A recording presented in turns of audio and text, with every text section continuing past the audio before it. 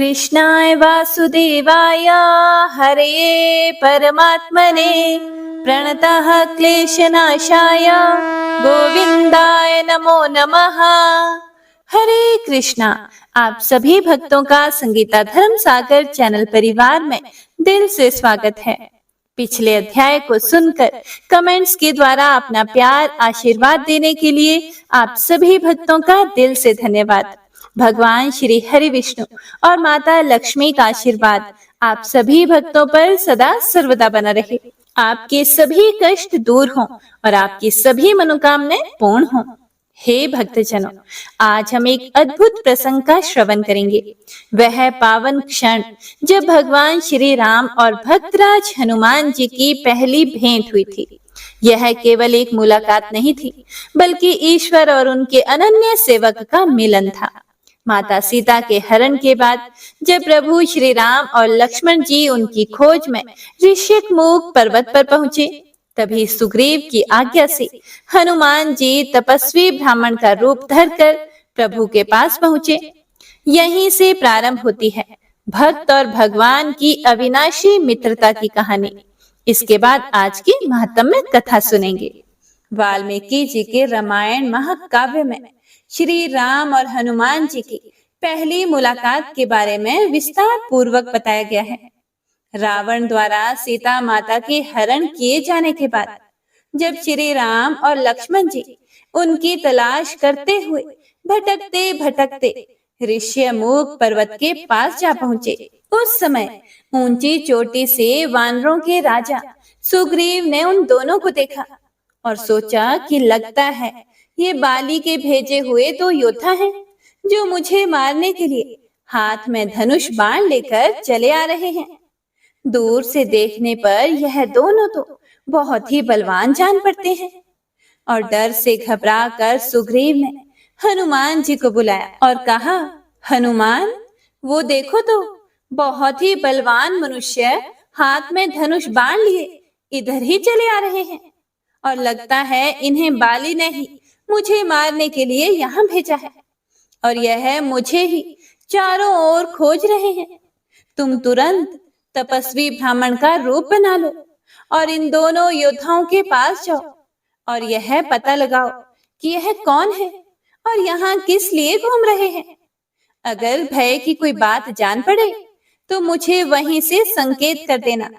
मैं तुरंत इस पर्वत को छोड़कर कहीं और चला जाऊंगा। सुग्रीव को अत्यंत डरा हुआ और घबराया हुआ देखकर हनुमान जी तुरंत ही एक तपस्वी ब्राह्मण का रूप बनाकर भगवान श्री राम और लक्ष्मण जी के पास जा पहुंचे। उन्होंने दोनों भाइयों को मस्तक झुकाकर प्रणाम करके कहा, हे प्रभु, आप लोग कौन हैं?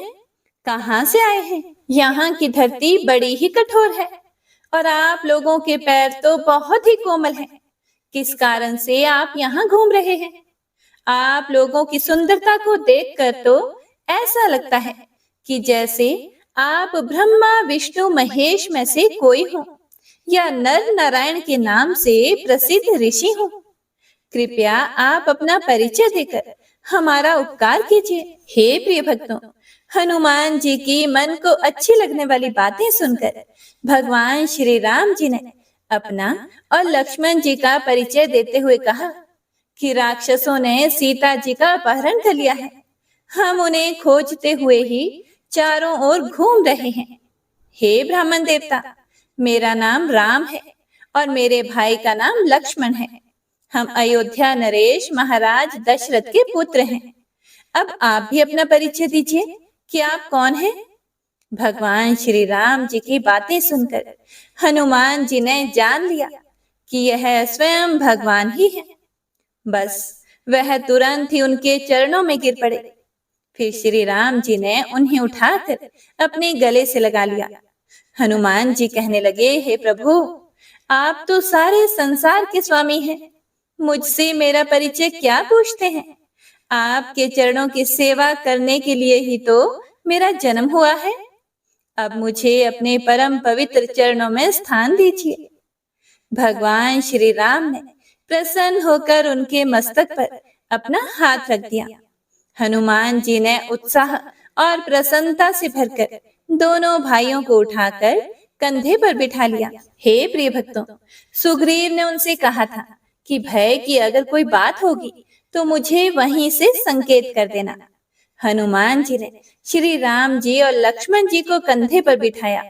यही सुग्रीव के लिए बड़ा संकेत था कि इनमें से किसी से भी कोई भी भय नहीं है। उन्हें कंधे पर बिठाए हुए ही वह सुग्रीव के पास आए और उनसे सुग्रीव का परिचय करवाया। भगवान श्री राम ने सुग्रीव के दुख और कष्ट की सारी बातें जानी, उसे अपना मित्र बनाया और दुष्ट बाली को मारकर उसे किष्किंधा का राजा बना दिया। इस प्रकार हनुमान जी की सहायता से सुग्रीव का सारा दुख दूर हो गया। तो हे प्रिय भक्तों, यह थी भगवान श्री राम और हनुमान जी की पहली भेंट की कहानी। तो आइए अब शुरू करते हैं आज की महात्म्य कथा। ओम नमो नारायणाय। भगवान श्री हरि देवी लक्ष्मी से कहते हैं कि हे देवी, अब मैं चौथे अध्याय का महात्म्य बतलाता हूँ, प्रेम पूर्वक सुनो। गंगा के तट पर वाराणसी नाम की एक पुरी है। वहां विश्वनाथ जी के मंदिर में भरत नाम के एक योगनिष्ठ महात्मा रहते थे, जो कि प्रतिदिन आत्मचिंतन में तत्पर होकर आदर पूर्वक गीता के चौथे अध्याय का पाठ किया करते थे। उसके अभ्यास से उनका मन निर्मल हो गया था। वे सर्दी, गर्मी आदि द्वंद्वों से कभी व्यथित नहीं होते थे। हे देवी लक्ष्मी, एक समय की बात है, वे तपोधन नगर की सीमा में स्थित देवताओं का दर्शन करने की इच्छा से भ्रमण करते हुए नगर से बाहर निकल गए। वहां बेर के 2 वृक्ष थे। उन्हीं की जड़ में वे विश्राम करने लगे। एक वृक्ष की जड़ में उन्होंने अपना मस्तक रखा था और दूसरे वृक्ष के मूल में उनका पैर टिका हुआ था। थोड़ी देर बाद जब वे तपस्वी चले गए, तब बेर के वे दोनों वृक्ष 5-6 दिनों के भीतर ही सूख गए। उनमें पत्ते और डालियां भी नहीं रह गई। उसके बाद वे दोनों वृक्ष कहीं ब्राह्मण के पवित्र घर में 2 कन्याओं के रूप में उत्पन्न हुए। वे दोनों कन्याएं जब बढ़कर 7 वर्ष की हो गई, तब एक दिन उन्होंने दूर देशों से घूमकर आते हुए भरत मुनि को देखा। उन्हें देखते ही वे दोनों उनके चरणों में गिर पड़ी और मीठी वाणी में बोली, हे मुने, आपकी ही कृपा से हम दोनों का उद्धार हुआ है। हमने बेर की योनि त्याग कर मानव शरीर प्राप्त किया है।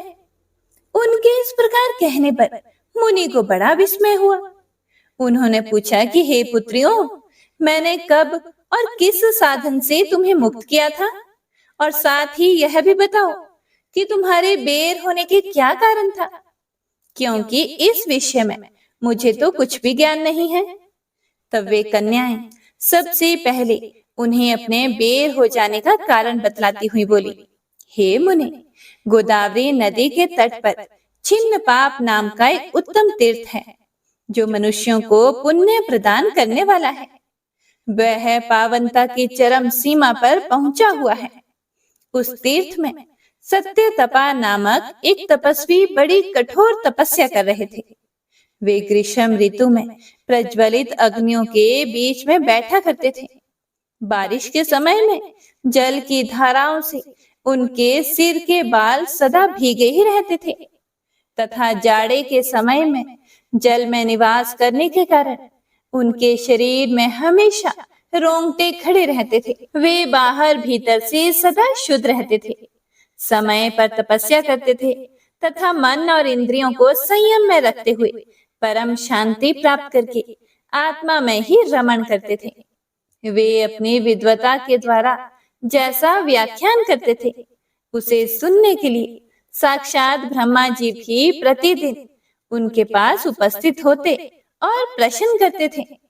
ब्रह्मा जी के साथ उनका संकोच नहीं रह गया था, इसीलिए उनके आने पर भी वे सदा तपस्या में मगन रहते थे। हे देवी लक्ष्मी, परमात्मा के ध्यान में निरंतर संलग्न रहने के कारण उनकी तपस्या सदा बढ़ती ही रहती थी।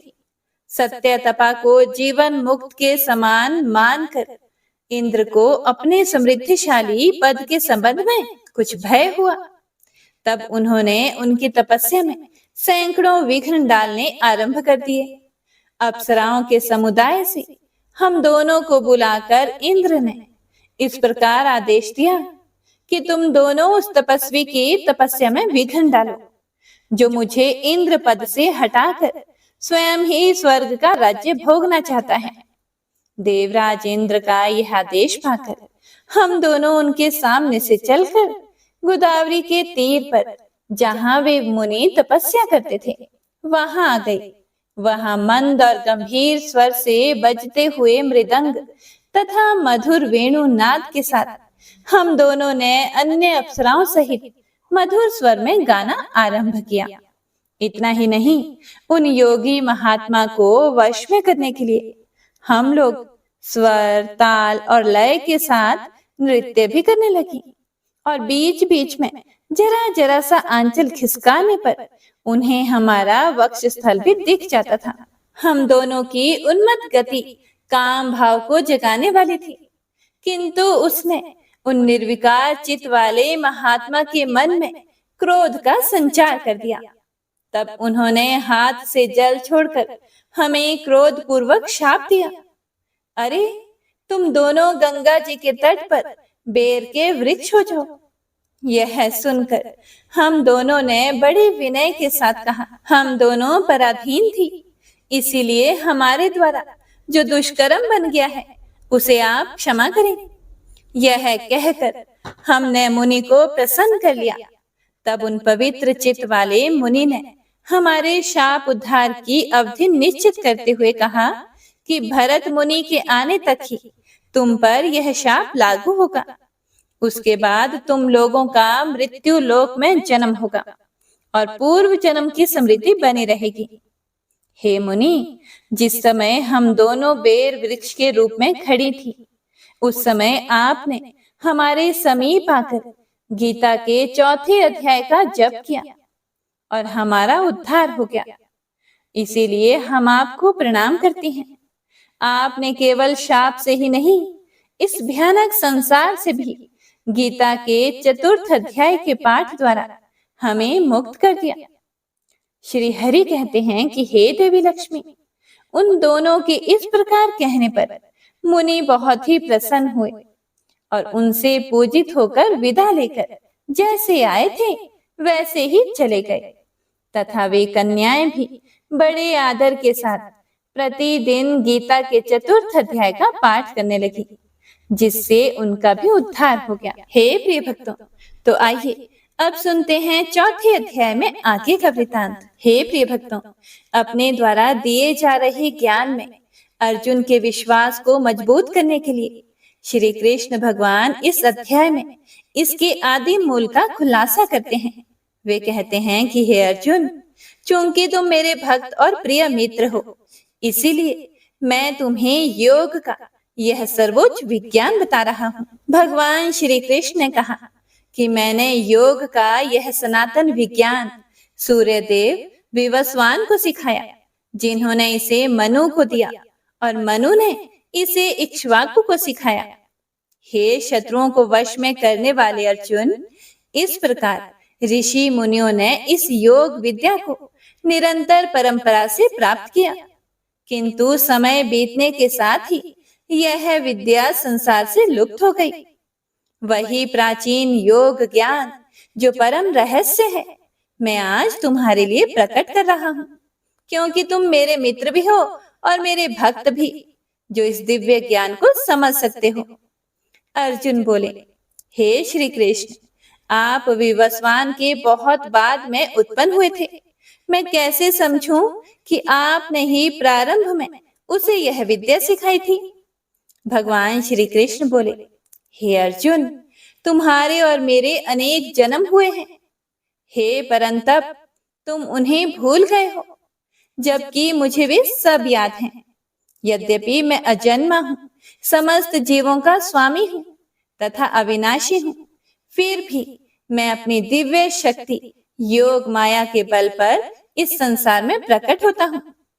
हे अर्जुन, जब जब धर्म की हानि होती है और अधर्म की वृद्धि होती है, तब तब मैं पृथ्वी पर प्रकट होता हूँ। धर्मात्माओं की रक्षा करने, दुष्टों का विनाश करने तथा धर्म की पुनर्स्थापना करने के लिए मैं युग युग में इस पृथ्वी पर अवतरित होता हूँ। हे अर्जुन, जो लोग मेरे जन्म और कर्मों के दिव्य स्वरूप को समझ लेते हैं, उन्हें शरीर छोड़ने पर फिर से जन्म नहीं लेना पड़ता, अपितु वे मेरे सनातन धाम को प्राप्त होते हैं। आसक्ति, भय और क्रोध से मुक्त होकर, पूर्णतया मुझ में लीन होकर और मेरी शरण में आकर पूर्व काल में बहुत से लोग मेरे ज्ञान से पवित्र हो गए और इस प्रकार मेरे दिव्य प्रेम को प्राप्त किया।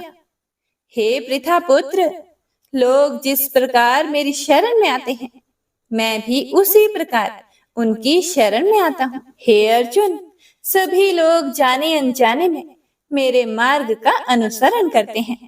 इस संसार में भौतिक गतिविधियों में सफलता की इच्छा रखने वाले लोग स्वर्गिक देवताओं की पूजा करते हैं, क्योंकि भौतिक पुरस्कार शीघ्र प्राप्त होते हैं। मनुष्यों के गुणों और कर्मों के अनुसार चारों प्रकार के व्रती क्षेत्र मैंने ही बनाए हैं। यद्यपि मैं इस व्यवस्था का रचयिता हूँ, फिर भी तुम मुझे अकर्ता और सनातन जानो। कर्म मुझे कलंकित नहीं करते, ना ही मैं कर्म के फल की इच्छा करता हूँ। जो मुझे इस प्रकार जानते हैं, वह कर्मों के फल से कभी नहीं बंधता। इस सत्य को जानकर ही प्राचीन काल में मोक्ष चाहने वाले लोग भी कर्म करते थे। इसीलिए उन प्राचीन ऋषियों के पद चिन्हों पर चलते हुए तुम्हें भी अपना कर्तव्य करना चाहिए। कर्म क्या है और अकर्म क्या है, इसे निर्धारित करने में बुद्धिमान भी भ्रमित हो जाते हैं। अब मैं तुम्हें कर्म का रहस्य समझाता हूँ, जिसे जानकर तुम भव बंधन से मुक्त हो सकते हो। श्री कृष्ण बोले कि हे अर्जुन, आपको तीनों की प्रकृति को समझना चाहिए। अनुशंसित कार्यवाही, गलत कार्यवाही और निष्क्रियता, इनके बारे में सच्चाई बहुत गहरी है और इसे समझना मुश्किल है। जो लोग अकर्म में कर्म और कर्म में अकर्म देखते हैं, वे ही मनुष्यों में सच्चे अर्थों में बुद्धिमान हैं। वे सभी प्रकार के कर्म करते हुए भी योगी हैं और सभी कर्मों के स्वामी हैं। प्रबुद्ध ऋषिगण उन व्यक्तियों को बुद्धिमान कहते हैं, जिनका प्रत्येक कार्य भौतिक सुखों की इच्छा से मुक्त है तथा जिन्होंने दिव्य ज्ञान की अग्नि में कर्मों की प्रतिक्रियाओं को जला दिया है। ऐसे लोग अपने कर्मों के फल की आसक्ति त्याग कर सदैव संतुष्ट रहते हैं तथा बाह्य वस्तुओं पर निर्भर नहीं रहते। वे कर्म करते हुए भी कुछ नहीं करते। अपेक्षाओं और स्वामित्व की भावना से मुक्त मन और बुद्धि को पूर्णतः नियंत्रित करके वे अपने शरीर से कार्य करते हुए भी पाप नहीं करते। जो भी लाभ अपने आप प्राप्त हो, उससे संतुष्ट और ईर्ष्या से मुक्त होकर वे जीवन के द्वंद्वों से परे होते हैं। सफलता और असफलता में समभाव रखने के कारण वे सभी प्रकार के कार्य करते हुए भी अपने कर्मों से बंधे नहीं होते। वे भौतिक आसक्तियों के बंधन से मुक्त हो जाते हैं और उनकी बुद्धि दिव्य ज्ञान में स्थापित हो जाती है। क्योंकि वे सभी कर्मों को अर्थात ईश्वर को बलिदान मानकर करते हैं, इसीलिए वे सभी कर्मों से मुक्त हो जाते हैं। जो लोग पूर्णतया ईश्वर चेतना में लीन है, उनके लिए आहुति ब्रह्म है। जिस कलछी से आहुति दी जाती है, वह भी ब्रह्म है। आहुति देने का कार्य भी ब्रह्म है तथा यज्ञ की अग्नि भी ब्रह्म है। ऐसे व्यक्ति जो सब कुछ को ईश्वर के रूप में देखते हैं, वे सहज ही ईश्वर को प्राप्त कर लेते हैं। कुछ योगी दिव्य देवताओं की पूजा भौतिक आहुति देकर करते हैं। अन्य लोग पूर्ण रूप से पूजा करते हैं, जो परम सत्य की अग्नि में स्वयं की आहुति देते हैं। कुछ लोग संयम रूपी यज्ञ में श्रवण तथा अन्य इंद्रियों की आहुति देते हैं तथा कुछ लोग शब्द तथा इंद्रियों के अन्य विषयों की इंद्रिय रूपी अग्नि में आहुति देते हैं। कुछ लोग ज्ञान से प्रेरित होकर अपनी समस्त इंद्रियों के कार्यों तथा अपनी जीवन ऊर्जा को नियंत्रित मन की अग्नि में समर्पित कर देते हैं। कुछ लोग अपनी संपत्ति को बलि के रूप में अर्पित करते हैं, जबकि अन्य लोग कठोर तपस्या को बलि के रूप में अर्पित करते हैं। कुछ लोग योग साधना के अष्टांगिक मार्ग का अभ्यास करते हैं और फिर भी अन्य लोग कठोर व्रतों का पालन करते हुए शास्त्रों का अध्ययन करते हैं और ज्ञान की साधना करते हैं। कुछ लोग बाहर जाने वाली सांस को अंदर आने वाली सांस में और कुछ लोग अंदर आने वाली सांस को बाहर जाने वाली सांस में समर्पित कर देते हैं। कुछ लोग प्राणायाम का कठोर अभ्यास करते हैं और अंदर आने वाली और बाहर जाने वाली सांसों को रोकते हैं और पूरी तरह से प्राण ऊर्जा के नियमन में लीन हो जाते हैं। कुछ लोग अपने भोजन का सेवन कम कर देते हैं और प्राण ऊर्जा में सांस को समर्पित कर देते हैं। ये सभी यज्ञ के ज्ञाता ऐसे अनुष्ठानों के परिणाम स्वरूप अपनी अशुद्धियों से शुद्ध हो जाते हैं। जो लोग यज्ञ के रहस्य को जानते हैं तथा उसमें संलग्न होकर उसके अमृत के समान शेष भाग का सेवन करते हैं, वे परम सत्य की ओर अग्रसर होते हैं। हे कुरुश्रेष्ठ, जो लोग यज्ञ नहीं करते उन्हें इस लोक में या परलोक में कोई सुख नहीं मिलता। वेदों में इन सभी प्रकार के यज्ञों का वर्णन किया गया है। इन्हें विभिन्न प्रकार के कर्मों से उत्पन्न जानकर यह ज्ञान भव बंधन की गांठों को काट देता है। हे शत्रुओं को दबाने वाले, ज्ञान पूर्वक किया गया यज्ञ किसी भी यांत्रिक भौतिक यज्ञ से श्रेष्ठ है। आखिरकार हे पार्थ, सभी कर्म यज्ञ ज्ञान में परिणत होते हैं। किसी आध्यात्मिक गुरु के पास जाकर सत्य को जानो, उनसे श्रद्धा पूर्वक पूछताछ करें और उनकी सेवा करें। ऐसा ज्ञानी संत आपको ज्ञान दे सकता है, क्योंकि उसने सत्य को देखा है। हे अर्जुन, इस मार्ग पर चलकर तथा गुरु से ज्ञान प्राप्त करके तुम फिर किसी मोह में नहीं पड़ोगे। उस ज्ञान के प्रकाश में तुम देखोगे कि सभी जीव परमात्मा के अंश मात्र हैं तथा मेरे ही भीतर है। यहाँ तक कि वे लोग भी जिन्हें सबसे अधिक अनैतिक पापी माना जाता है, दिव्य ज्ञान की नाव में बैठकर इस भव सागर को पार कर सकते हैं। हे अर्जुन, जिस प्रकार प्रज्वलित अग्नि लकड़ी को भस्म कर देती है, उसी प्रकार ज्ञान की अग्नि भौतिक कार्यों से उत्पन्न सभी प्रतिक्रियाओं को भस्म कर देती है। इस संसार में ईश्वरीय ज्ञान के समान पवित्र करने वाला कुछ भी नहीं है। जिसने योग के दीर्घकालीन अभ्यास से मन की पवित्रता प्राप्त कर ली है, उसे समय आने पर हृदय में ऐसा ज्ञान प्राप्त हो जाता है। जिनकी आस्था गहरी है और जिन्होंने अपने मन और इंद्रियों को नियंत्रित करने का अभ्यास किया है, वे दिव्य ज्ञान प्राप्त करते हैं। ऐसे दिव्य ज्ञान के माध्यम से वे शीघ्र ही शाश्वत परम शांति प्राप्त करते हैं। परंतु जो मनुष्य ना तो श्रद्धा रखते हैं, ना ज्ञान रखते हैं तथा जो संशय स्वभाव के होते हैं, वे पतन को प्राप्त होते हैं।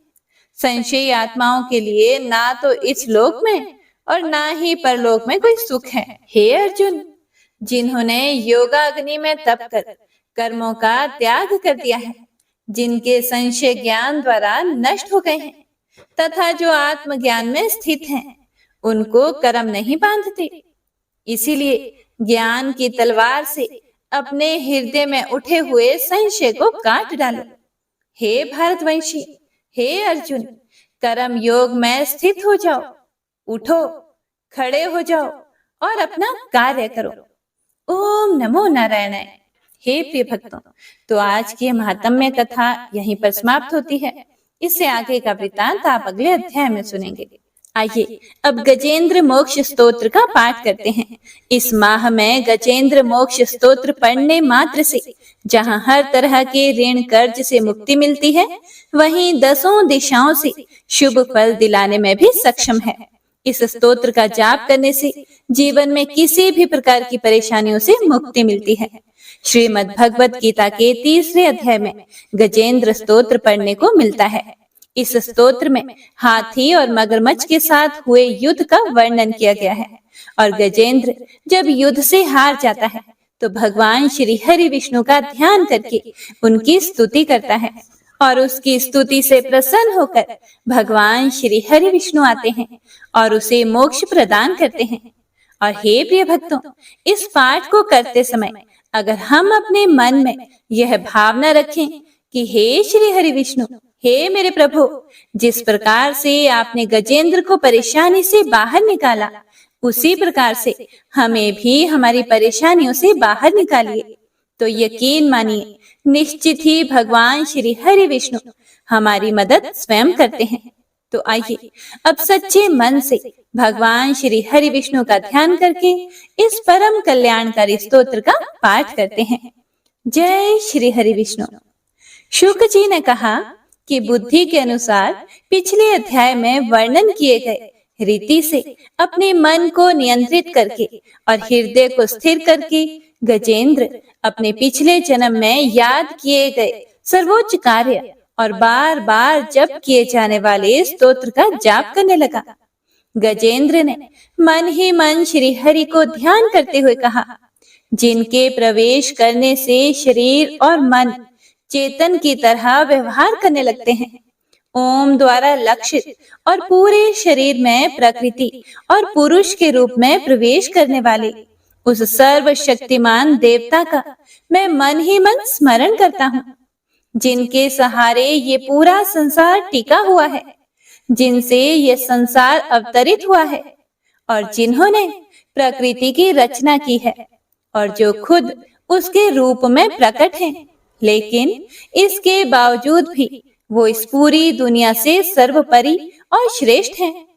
ऐसे अपने आप और बिना किसी कारण के भगवान की मैं शरण में जाता हूँ और अपने संकल्प शक्ति के बल पर अपने ही स्वरूप में रचित और सृष्टि काल में प्रकट एवं प्रलय में अप्रकट रहने वाले इस शास्त्र प्रसिद्धि प्राप्त कार्य कारण रूपी संसार को, जो बिना कुंठित दृष्टि के साक्ष्य रूप में देखते रहने पर भी लिप्त नहीं होते, चक्षु आदि प्रकाशकों के परम प्रकाशक प्रभु, आप मेरी रक्षा करें। बीतते गए समय के साथ तीनों लोकों और ब्रह्मादि लोकपालों के पंचभूत में प्रवेश कर जाने पर और पंचभूतों से लेकर महत्वपूर्ण सभी कारणों के उनकी परम करुणा स्वरूप प्रकृति में मगन हो जाने पर उस समय दुर्गेय और घोर अंधकार रूपेण प्रकृति ही बच रही थी। उस अंधकार से परे अपने परम धाम में जो सर्वव्यापी भगवान सभी दिशाओं में प्रकाशित होते रहते हैं, वो भगवान मेरी रक्षा करें। विभिन्न नाट्य रूपों में अभिनय करने वाले और उस अभिनेता के वास्तविक स्वरूप को जिस प्रकार से साधारण लोग भी नहीं जान पाते, उसी तरह से सत्व प्रधान देवता और महर्षि भी जिनके स्वरूप को नहीं जान पाते, ऐसे में कोई साधारण प्राणी उनका वर्णन कैसे कर सकता है। ऐसे दुर्गम चरित्र वाले भगवान मेरी रक्षा करें। अनेकों शक्ति से मुक्त सभी प्राणियों को आत्म बुद्धि प्रदान करने वाले, सबके बिना कारण हित और अतिशय साधु स्वभाव ऋषि मुनिजन, जिनके परम स्वरूप को देखने की इच्छा के साथ वन में रहकर अखंड ब्रह्मचर्य तमाम अलौकिक व्रतों को नियमों के अनुसार पालन करते हैं, ऐसे प्रभु ही मेरी गति है। वह जिनका हमारी तरह ना तो जन्म होता है और ना जिनके द्वारा अहंकार प्रेरित कर्म ही होते हैं, जिनके निर्गुण स्वरूप का ना कोई नाम है और ना ही कोई रूप है, इसके बावजूद भी समय के साथ इस संसार की सृष्टि और प्रलय के लिए अपनी इच्छा से अपने जन्म को स्वीकार करते हैं। उन अनंत शक्ति संपन्न परम ब्रह्म परमेश्वर को मेरा नमस्कार है। उन प्राकृत आकार रहित और अनेक रूप वाले अद्भुत भगवान को मेरा बारंबार नमस्कार है। स्वयं प्रकाशित सभी साक्ष्य परमेश्वर को मेरा शत शत नमन है। वैसे देव जो मन, वाणी और चित्त वृत्तियों से परे हैं, उन्हें मेरा बारंबार नमस्कार है। विवेक से परिपूर्ण पुरुष के द्वारा सभी सत्व गुणों से परिपूर्ण, निवृत्ति धर्म के आचरण से मिलने योग्य और मोक्ष सुख की अनुभूति रूपी भगवान को मेरा नमस्कार है। सत्व गुणों को स्वीकार करके शांत, रजोगुण को स्वीकार करके घोर और तमोगुण को अपनाकर मूढ़ से प्रतीत होने वाले, भेद रहित अतएव सदा संभाव से स्थित ज्ञान धन प्रभु को मेरा नमस्कार है। शरीर, इंद्रिय आदि के समुदाय रूप सभी पिंडों के ज्ञाता, सबके स्वामी और साक्षी स्वरूप प्रभु को मेरा बारंबार नमस्कार है। सबके अंतर्यामी, प्रकृति के भी परम कारण लेकिन स्वयं कारण रहित भगवान को मेरा शत शत नमस्कार है। सभी इंद्रियों और सभी विषयों के जानकार, सभी प्रतीतियों के कारण रूप संपूर्ण जड़ प्रपंच और सबकी मूलभूता अविद्या के द्वारा सूचित होने वाले और सभी विषयों में अविद्या रूप से भासने वाले भगवान को मेरा नमस्कार है। सबके कारण लेकिन स्वयं कारण रहित तथा कारण होने पर भी परिणाम रहित होने की वजह से अन्य कारणों से भी विलक्षण कारण आपको मेरा बारंबार नमस्कार है। सभी वेदों और शास्त्रों के परम तात्पर्य, मोक्ष रूपी और श्रेष्ठ पुरुषों की परम गति देवता को मेरा नमस्कार है। वह जो त्रिगुण रूपों में छिपी हुई ज्ञान रूपी अग्नि है, वैसे गुणों में हलचल होने पर जिनके मन में संसार को रचने की वृत्ति उत्पन्न हो उठती हो और जो आत्मा तत्व की भावना के द्वारा विधि निषेध रूप शास्त्र से भी ऊपर उठे हों, जो महाज्ञानी महात्माओं में स्वयं प्रकाशित हो रहे हैं, ऐसे भगवान को मेरा नमस्कार है। मेरे जैसे शरणागत पशु के समान जीवों की अविद्या रूप फांसी को पूर्ण रूप से काट देने वाले परम दयालु और दया करने में कभी भी आलस्य नहीं करने वाले भगवान को मेरा नमस्कार है। अपने अंश से सभी जीवों के मन में अंतर्यामी रूप से प्रकट होने वाले सर्वनियंता अनंत परमात्मा आपको मेरा नमस्कार है। जो शरीर, पुत्र, मित्र, घर और संपत्ति सहित कुटुंबियों में अशक्त लोगों के द्वारा कठिनाई से मिलते हों और मुक्त पुरुषों के द्वारा अपने हृदय में निरंतर चिंतित ज्ञान स्वरूप सर्व समर्थ परमेश्वर को मेरा नमस्कार है।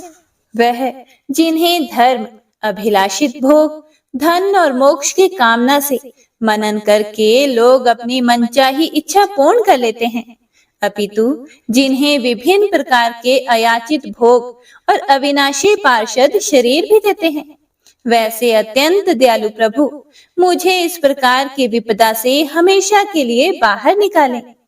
वह जिनके एक से अधिक भक्त हैं, जो मुख्य रूप से एकमात्र उसी भगवान की शरण में हैं, जो धर्म, अर्थ आदि किसी भी पदार्थ को नहीं चाहते, अपितु जो केवल उन्हीं के परम मंगलमय एवं अत्यंत विलक्षण चरित्र का गुणगान करते हुए उनके आनंदमय समुद्र में गोते लगाते रहते हैं।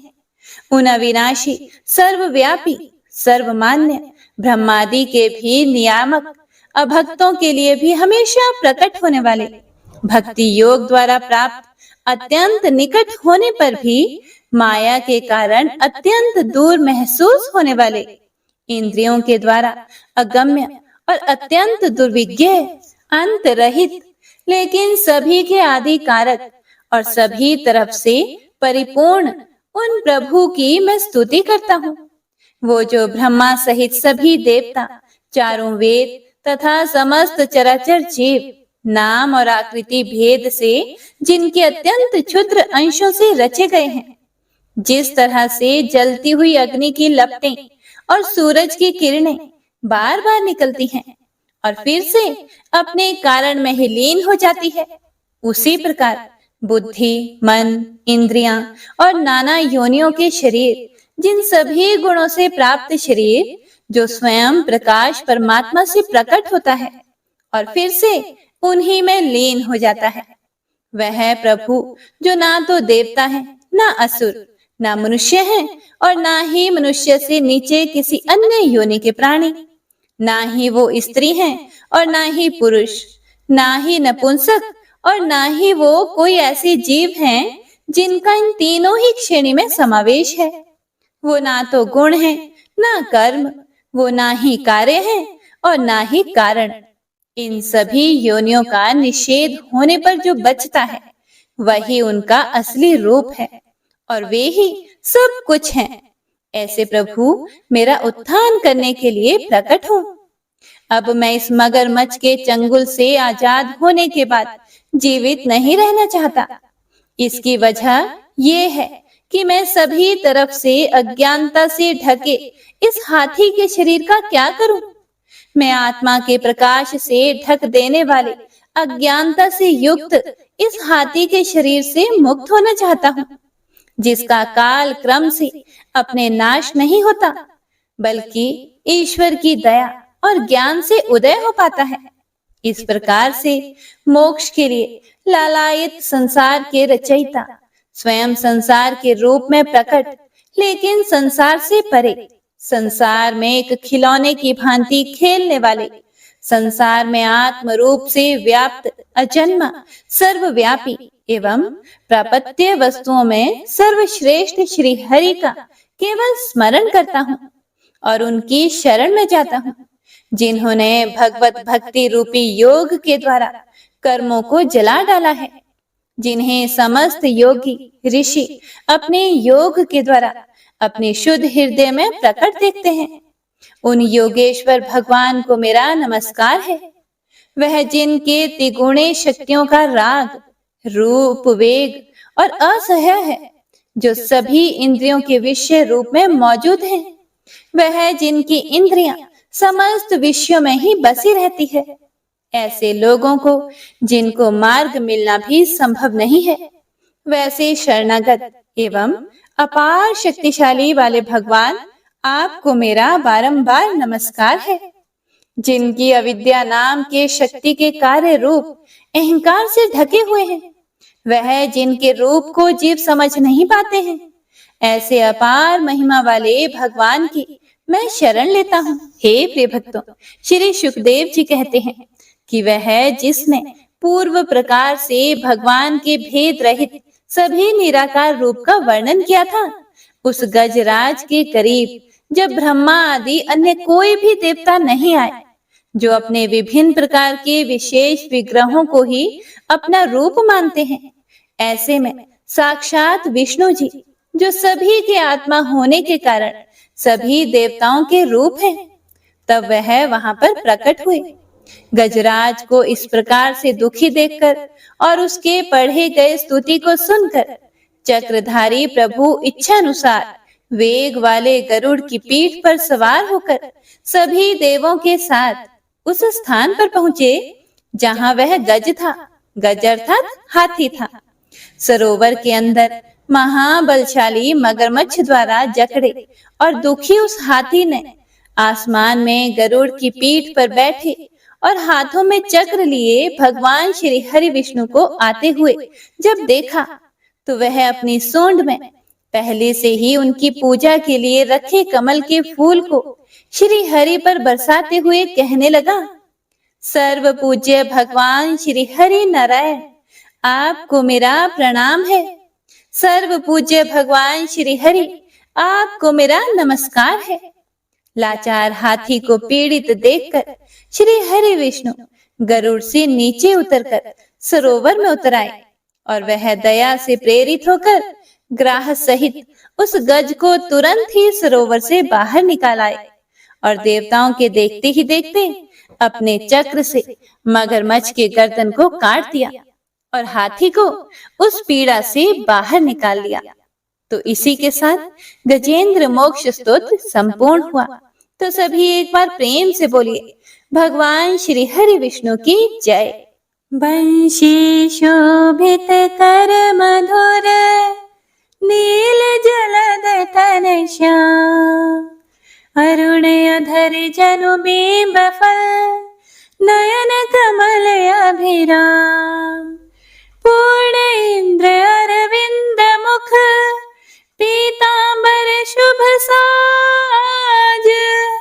जय मन मोहन मदन छवि, कृष्ण चंद्र महाराज।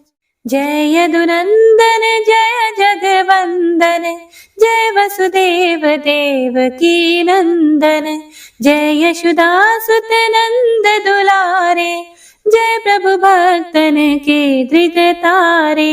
जय नटनागर नागन थैया, कृष्ण कन्हैया धेनु चरैया। पुनि नख पर प्रभु गिरिवर धारो, आओ दीनन कष्ट निवारो। वंशी मधुरे अधर धर तेरे, होवे पूर्ण मनोरथ मेरी। आओ हरि पुनि माखन चाखो, आज लाज भारत की राखो। गोल कपोल चिबुक अरुणारे, मृदु मुस्कान मोहिनी डारे। रंजित राजीव नयन विशाला, मोर मुकुट वैजंती माला। कुंडल श्रवण पीत पटाछे, कटि किंकणी काछन काछे। नील जलज सुंदर तनु सोहे, छवि लखि सुर नर मुनि मन मोहे।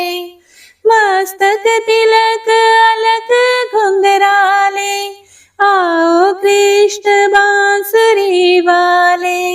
करि पय पान पूत नहीं तार्यो, अका बका का सुर मार्यो। मधुवन जलत अग्नि जब ज्वाला, भई शीतल लखि तहि नंद लाला। सुरपति जब ब्रज चढ़े और साई, मोसर धार वारी वर्षाई। लगत लगत ब्रज चहन बहायो, गोवर्धन नख धारी बचायो। लखी यशोदा मन ब्रह्माधिकाई, मुख मह 14 भुवन दिखाई। दुष्ट कंस अति उधम मचायो, कोटि कमल जब फूल मंगायो। नाथी काली यही तब तुम लीन है, चरण चिन्ह दई निर्भय कीन है। करि गोपिन संग रास विलासा, सबकी पूर्ण करी अभिलाषा। केतिक महासुर संहार्यो, कंस ही केस पकड़ी दई मार्यो। मात पिता की बंदी छुड़ाई, उग्रसेन कहा राज दिलाई। मही से मृतक छहो सुत लायो, मातु देव की शोक मिटायो।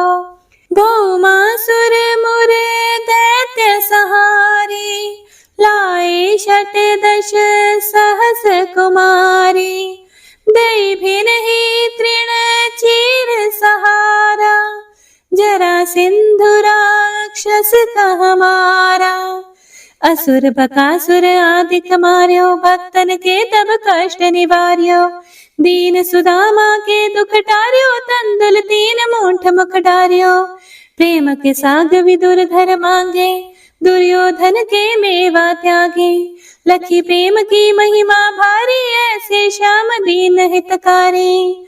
भारत के पारथ रथ हाके, लिए चक्र करे नहीं बलता के। निज गीता के ज्ञान सुनाए, भक्तन हृदय सुधा वर्षाए। मीरा थी ऐसी मतवाली, विष पी गई बजा कर ताली। राणा भेजा सांप पिटारी, शालिग्राम बने बनवारी। निज माया तुम विधि दिखायो, उरते संश सकल मिटायो। तब शत निंदा करि तत्काला, जीवन मुक्त भयो शिशुपाला। जब ही द्रौपदी तीर लगाई, दीनानाथ लाज अब जाई। तुरत ही वसन बने नंदलाला, बढ़े चीर भई अरि मोह काला। असनाथ के नाथ कन्हैया, डूबत भंवर बचावत नैया। सुंदर दास आसुर धारी, दया दृष्टि कीजिए बनवारी। नाथ सकल मम कुमति निवारो, क्षमहु बेगी अपराध हमारो। खोलो पट अब दर्शन दीजिए, बोलो कृष्ण कन्हैया की जय। बोलो कृष्ण कन्हैया की जय। बोलो कृष्ण कन्हैया की जय। यह चालीसा कृष्ण का पाठ करे उरधारी, अष्ट सिद्धि नवनिधि फल लहे पदारथ चारी। जय श्री कृष्ण।